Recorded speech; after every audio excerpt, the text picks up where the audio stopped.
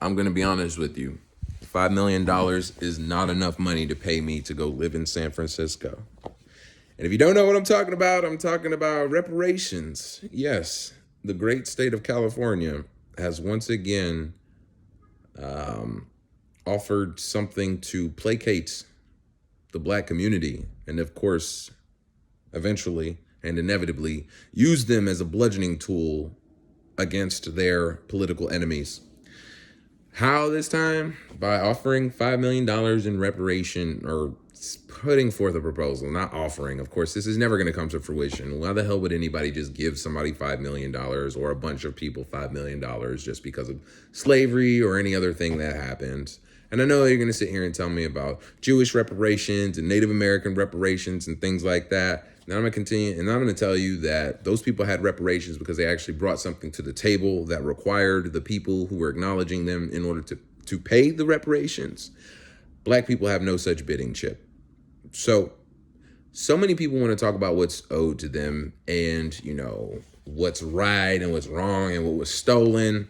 Me, I definitely like to come at this from a more pragmatic angle because that's just the way that I operate. I like to live in reality, not delusion, where we talk about bullies giving us back our lunch money if we just appeal to their better nature by, crying and asking them nice enough.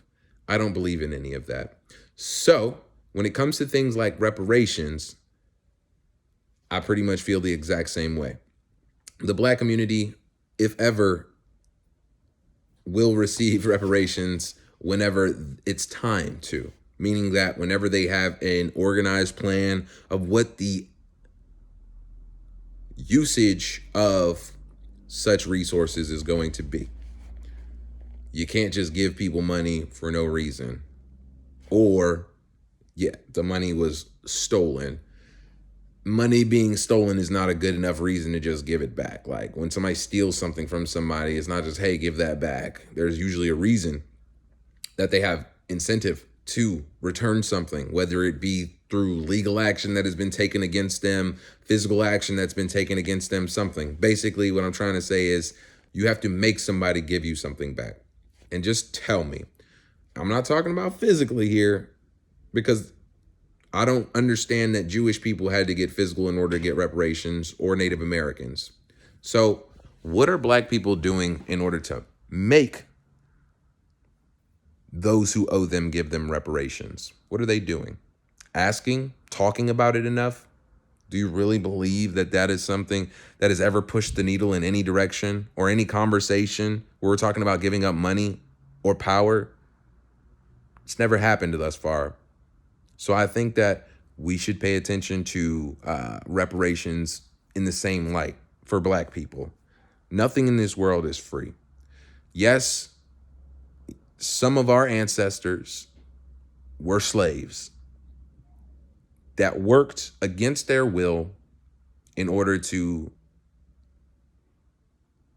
better the economic situation and position of American plantation owners.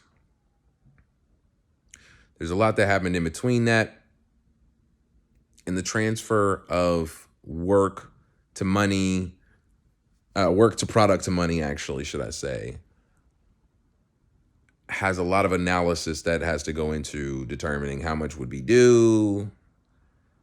Of course, there's already been a lot of analysis that's been done on it. I've heard numbers 13, 8, 9, 14, 15, 23 trillion dollars for reparations. And these are all figures that are, I'm sure, grossly miscalculated because there's never been actually a fully concentrated, devoted effort towards achieving reparations for black people. And the reason is because I'm not going to say that we don't deserve it, because it's not about deserving it, but we're not ready to receive it. If we got the money right now, it would not go to good things. In my humble opinion. If you disagree with me, you have that right. If you think that me saying this makes me a stupid coon and that I'm the person who's standing in the way of us getting reparations, you have a right to that thought. I bet you won't do anything about it, but you do have a right to that thought.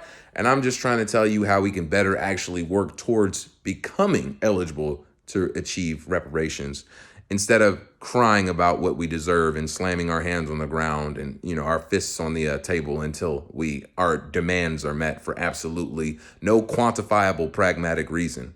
Sorry, I just don't believe in platitudes like that, as you know. This is a very brief video. I'm going to say screw the reparations offerings from San Francisco. Maybe it's because I'm ignorant and don't fully understand it. We'll see.